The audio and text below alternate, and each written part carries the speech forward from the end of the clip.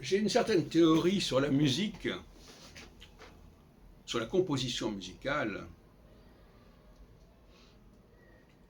qui fait que je dis que on compose avec ses mains. Le matin, quand je me réveille, je me sers de mes mains. Je suis couché sur un futon, à ras du parquet, et j'ai un parquet en bois. Eh bien, première chose que je fais avec mes mains, tout en étant couché, c'est de les agiter et de produire une musique. Et c'est très important pour ces mains. Donc, je sais très bien que toute ma capacité de composition et de création musicale passe par les mains. Et les mains, c'est ce qui fait le rythme.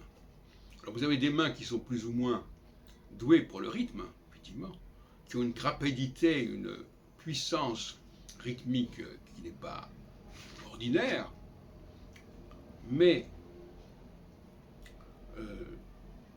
je crois que la musique, c'est la domination de la main. Alors, c'est peut-être moins évident pour certains instruments que pour d'autres, mais finalement, on s'aperçoit que dans presque pour tous les instruments, la virtuosité manuelle est essentielle. Même quand on joue du saxophone, par exemple, on voit bien que c'est la main. Moi, je ne joue pas de saxophone, je ne suis pas comme Woody Allen, mais c'est la même chose. C'est la main qui s'exprime. Donc, d'ailleurs, même le chef d'orchestre, quelque part, il joue avec sa main, quelque part.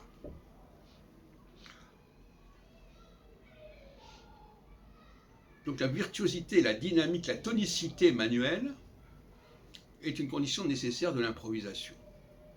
Et à ce propos, je reviens sur ce que je disais l'autre jour sur la composition. Pour moi, le mot composition n'est pas un mot approprié pour désigner celui qui fait de la musique au premier niveau, à la source. Quand je joue avec ma main, quand je fais travailler ma main, ou que je la fais jouer sur le piano, bien sûr, eh bien, je ne suis pas en train de composer. Composer, ça veut dire assembler des objets, assembler des éléments entre eux. D'où le com, C-O-M, qui veut dire mettre avec. Et il est quand même lamentable de traiter les créateurs de musique de compositeurs. C'est un travail ancillaire, la composition. C'est un travail en aval, consiste à ajuster et à mettre ensemble des choses qui ont pu avoir des origines très différentes. On sait par exemple que telle symphonie ou telle sonate n'a pas été faite d'un seul tenant et qu'elle a été composée au sens que le compositeur a mis des éléments qu'il avait pu développer à gauche et à droite pour ceci ou cela, même dans des tiroirs, et puis qu'il remet ensemble. Mais ça n'est pas le véritable rôle du compositeur. Le créateur de musique, j'aime pas encore tellement le mot créateur pour des raisons théologiques, le créateur de musique, c'est celui qui crée l'élément lui-même. Bon. Qu'ensuite on aille le composer, l'ajuster, le rapprocher, c'est un deuxième temps. Et c'est effectivement le temps où l'œuvre va naître, en quelque sorte, va apparaître. Mais en réalité, c'est un deuxième temps. Tout comme lorsque l'enfant naît, lorsque l'accouchement est un deuxième temps, le premier temps étant la conception, étant le sperme masculin. Donc, il ne faut pas jouer avec ça. Confondre le créateur d'un processus, d'une entité, avec celui qui va ajuster, composer, arranger, ce n'est pas acceptable. Mais, de facto, nous sommes héritiers de cette situation. Par exemple, il est clair que Beethoven devait mettre par écrit sa musique, parce qu'il ne pouvait pas l'enregistrer, tout simplement.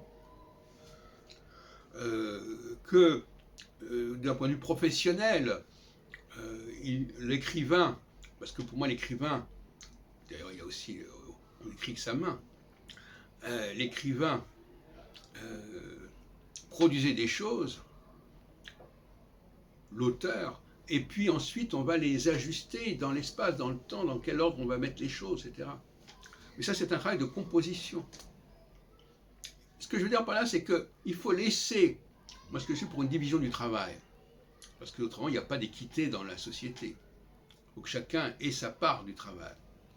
S'il y a quelqu'un qui fait tout le travail tout seul, il y a un déséquilibre. Donc, que ceux qui sont capables de créer quelque chose dans un premier jet, dans un premier mouvement, le fassent, et qu'ensuite ils laissent à un secrétaire, qui est un compositeur, le soin d'assembler les choses d'une façon ou d'une autre, etc. Que ce soit au niveau musical, que ce soit au niveau littéraire, que ce soit au niveau philosophique, etc. Autrement, on est dans l'imposture. Et ça, c'est dommage. On laisse croire aux gens que l'œuvre qui apparaît est une œuvre qui est normale, alors c'est un artifice. C'est un artifice, parce que composer, c'est créer de l'artifice.